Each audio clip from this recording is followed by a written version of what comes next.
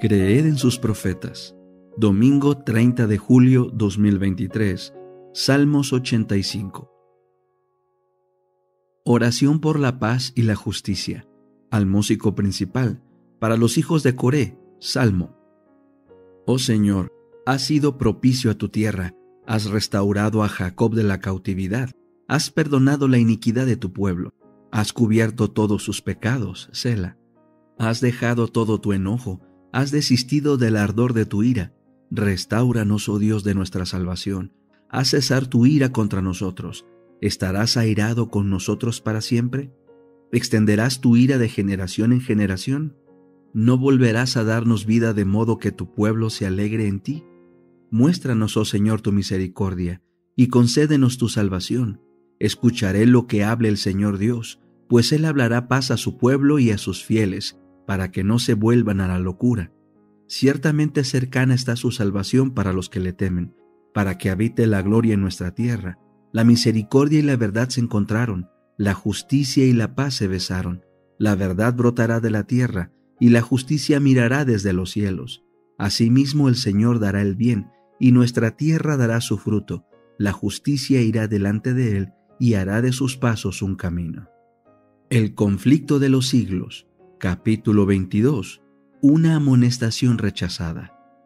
Al predicar la doctrina del segundo advenimiento, Guillermo Miller y sus colaboradores no tuvieron otro propósito que el de estimular a los hombres para que se preparasen para el juicio.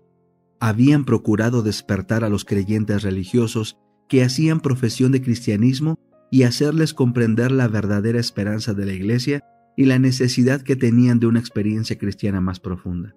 Trabajaron además para hacer sentir a los inconversos su deber de arrepentirse y de convertirse a Dios inmediatamente.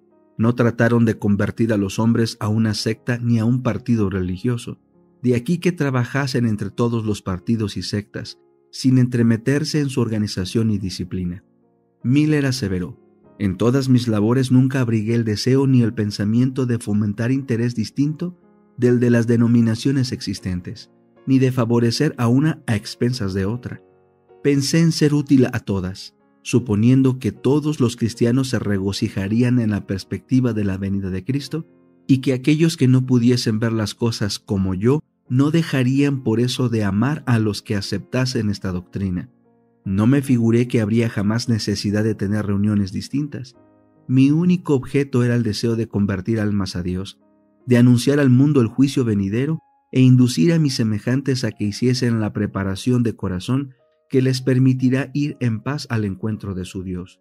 La gran mayoría de los que fueron convertidos por medio de mi ministerio se unieron a las diversas iglesias existentes. Como su obra tendía a la edificación de las iglesias, se la miró durante algún tiempo con simpatía, pero cuando los ministros y los directores de aquellas se declararon contra la doctrina del advenimiento y quisieron sofocar el nuevo movimiento, no solo se opusieron a ella desde el púlpito, sino que además negaron a sus miembros el derecho de asistir a predicaciones sobre ella y hasta de hablar de sus esperanzas en las reuniones de edificación mutua en la iglesia. Así se vieron reducidos los creyentes a una situación crítica que les causaba perplejidad.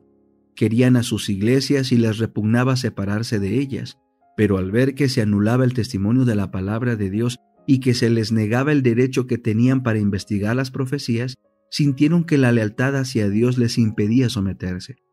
No podían considerar como constituyendo la Iglesia de Cristo a los que trataban de rechazar el testimonio de la palabra de Dios, columna y apoyo de la verdad.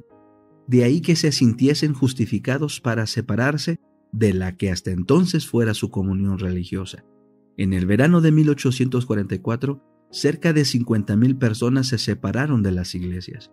Por aquel tiempo, se advirtió un cambio notable en la mayor parte de las iglesias de los Estados Unidos de Norteamérica.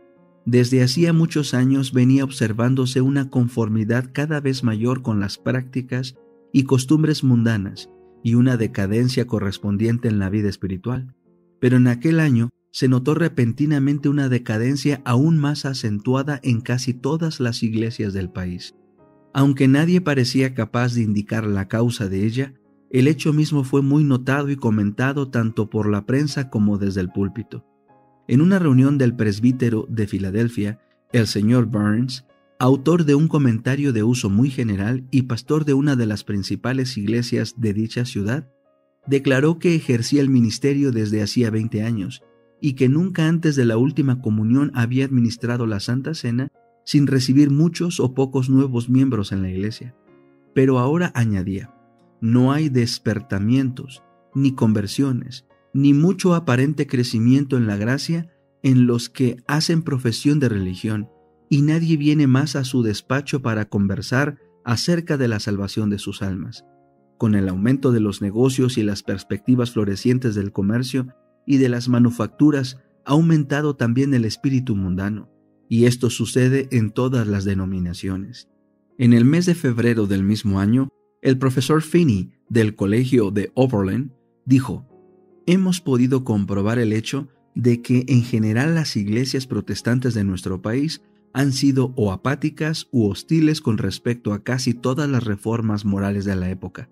Existen excepciones parciales, pero no las suficientes para impedir que el hecho sea general.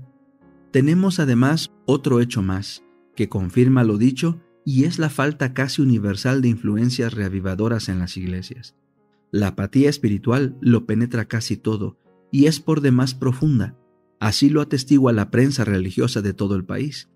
De modo muy general, los miembros de las iglesias se están volviendo esclavos de la moda, se asocian con los impíos en diversiones, bailes, festejos, etc.